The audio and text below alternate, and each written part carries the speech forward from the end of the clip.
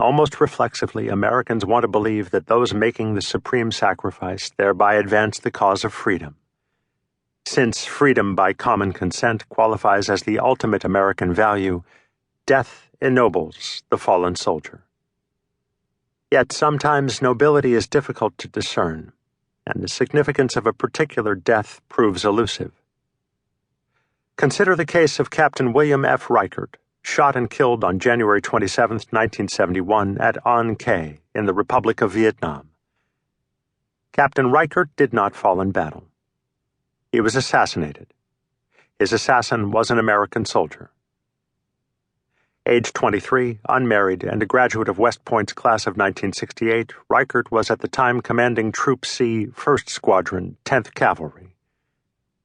As it happened, I was also stationed at An Khe then, serving as a platoon leader in Troop D.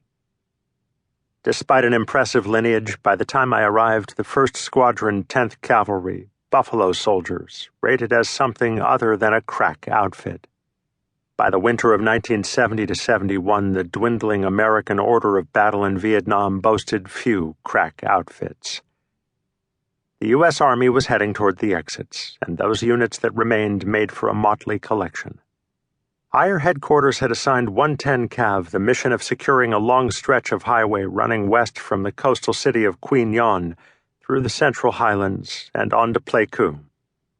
The squadron's area of operations included the Mang Yang Pass, where in 1954 the Viet Minh had obliterated the French Army's Groupement Mobile 100, thereby ringing down the curtain on the First Indochina War.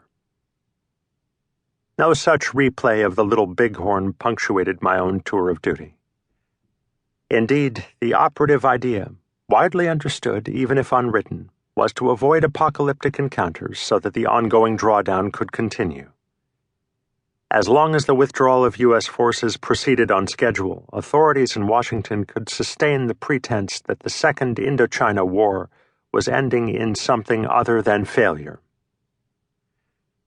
110 Cav had been allotted little more than a bit part in this elaborate production. Keeping that highway open allowed daily supply convoys to move food, fuel, ammunition, and other essentials to Pleiku and points beyond.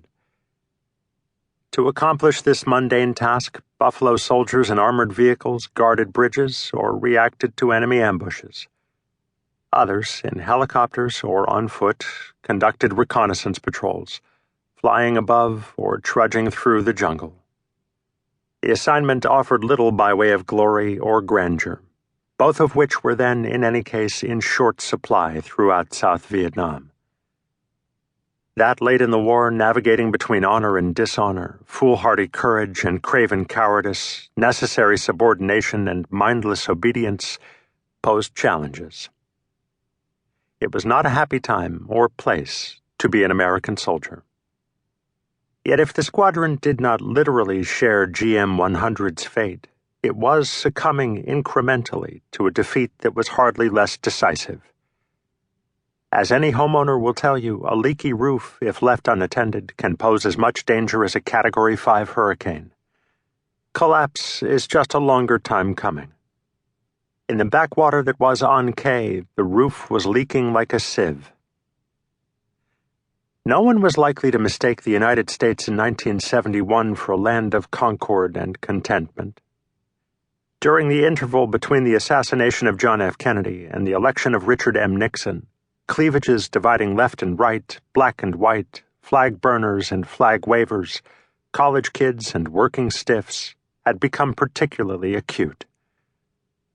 Looming in the background was an even more fundamental cleavage between state and country. Depending on which camp you occupied, the government appeared either clueless or gutless. In any case, those exercising political authority no longer commanded the respect or deference they had enjoyed during the 1940s and 1950s. Sullen citizens eyed their government with cynicism and mistrust. Comparable division and discord pervaded the ranks of those sent to serve in Vietnam. In the war zone, the animosity between the governing and the governed at home found its parallel in the relationship between leaders and led. In Vietnam, sullen enlisted soldiers, predominantly draftees, eyed their